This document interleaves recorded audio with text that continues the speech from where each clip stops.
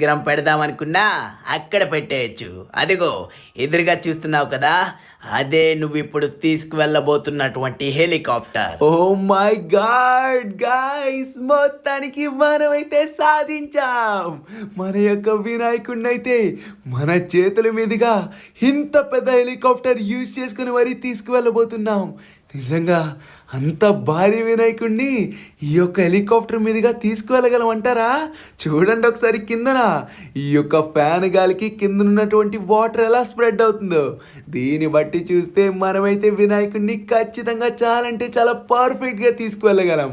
Okay, మొత్తానికి మనమైతే గాల్లో అయితే ఎగురుతున్నాం. ఇప్పుడు వచ్చేసి మేజ్ బ్యాంక్ పైన ఉన్నటువంటి వినాయకుడి దగ్గరికి అయితే వెళ్ళబోతున్నాం.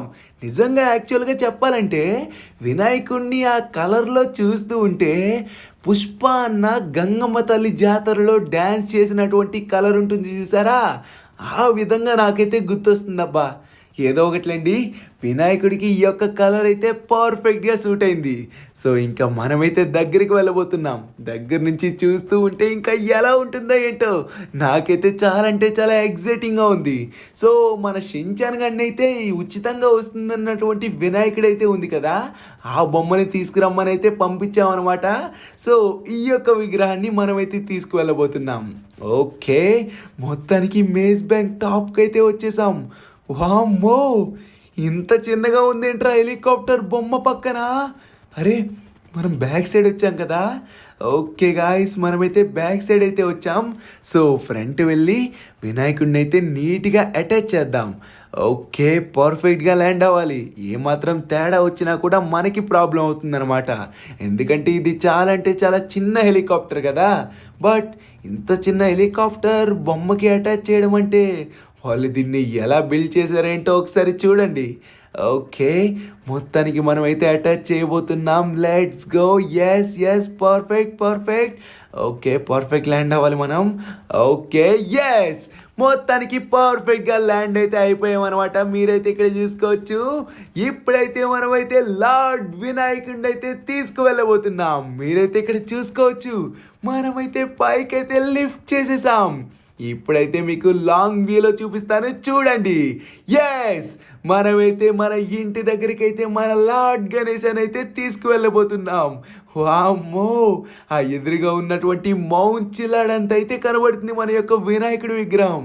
దీన్ని తీసుకువెళ్ళి మన ఇంటి పైన నిజంగా పెట్టగలమంటారా? ఏం పర్వాలేదు, మనమైతే ఖచ్చితంగా పెట్టచ్చు. మీకైతే ఈ యొక్క వ్యూ నుంచి కూడా ఒకసారి చూపిస్తున్నాను, చూడండి. మన యొక్క వినాయకుడైతే ఎంత ఎత్తున్నారు.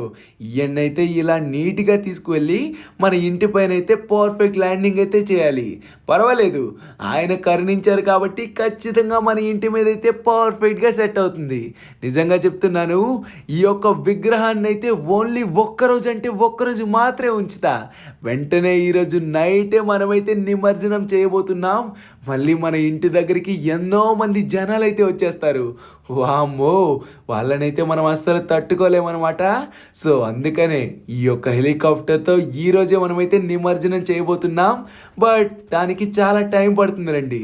సో ముందుగా వచ్చేసి మన ఇంటి మీద అయితే పర్ఫెక్ట్ ల్యాండింగ్ అయితే చేయాలి. ఓకే గాయ్స్, మొత్తానికి మీరు ఇక్కడ చూసుకోవచ్చు, మన ఇంటి మీద వచ్చేసి వినాయకుడిని అయితే ల్యాండ్ చేసేసామన్నమాట. సో మన షిన్చాన్ గాడు అయితే ఇప్పుడు మన వినాయకుడి విగ్రహం అయితే తీసుకురాబోతున్నాడు.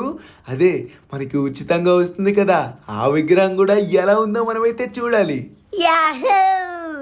ఎలా ఉంది మనకి ఉచితంగా వచ్చిన బొమ్మ ఎలా ఉంది? వావ్, ఏదో బాగుందే పాట. ఎలా ఉంది మనకి ఉచితంగా వచ్చిన బొమ్మ ఎలా ఉంది? సూపర్గా ఉంది.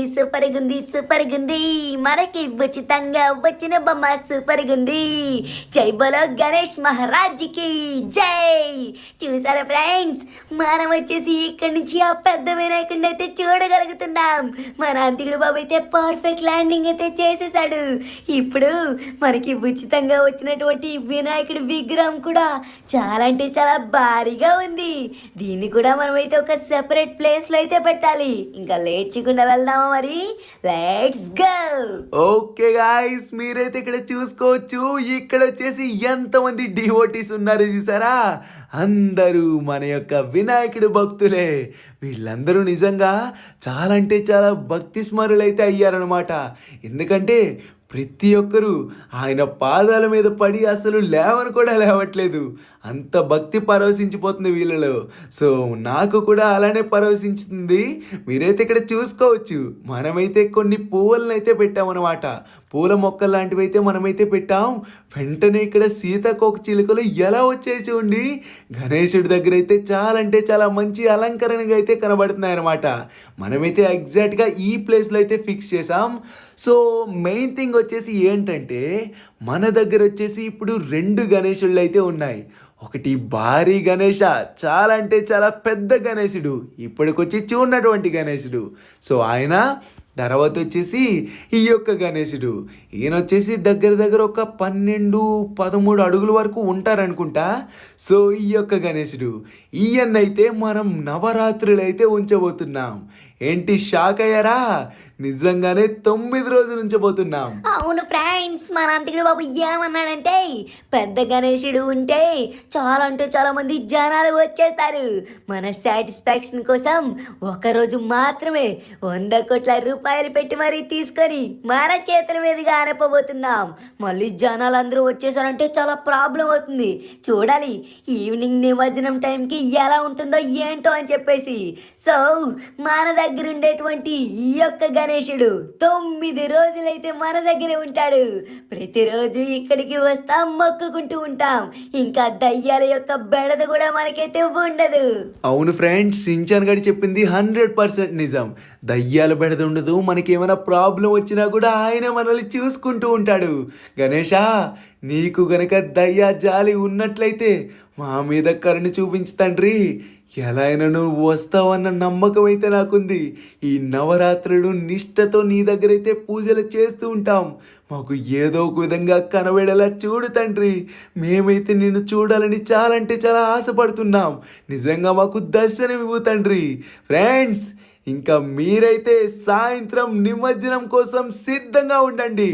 నిమజ్జనం అంటే ఎలా ఉంటుందో తెలుసు కదా. భారీగా ఉండబోతుంది. పెద్ద డీజేలు, డప్పులు, డ్యాన్సులు, ఆహా భారీగా జనాలు కూడా రావచ్చు. ఇంకా దానికోసం సిద్ధంగా మీరైతే ఉండండి. ఈ యొక్క లార్జెస్ట్ భారీ గణేశుని నిమజ్జనం చేయడం కోసం అందరూ పార్ట్ 2 కోసం అయితే వెయిట్ చేస్తారు.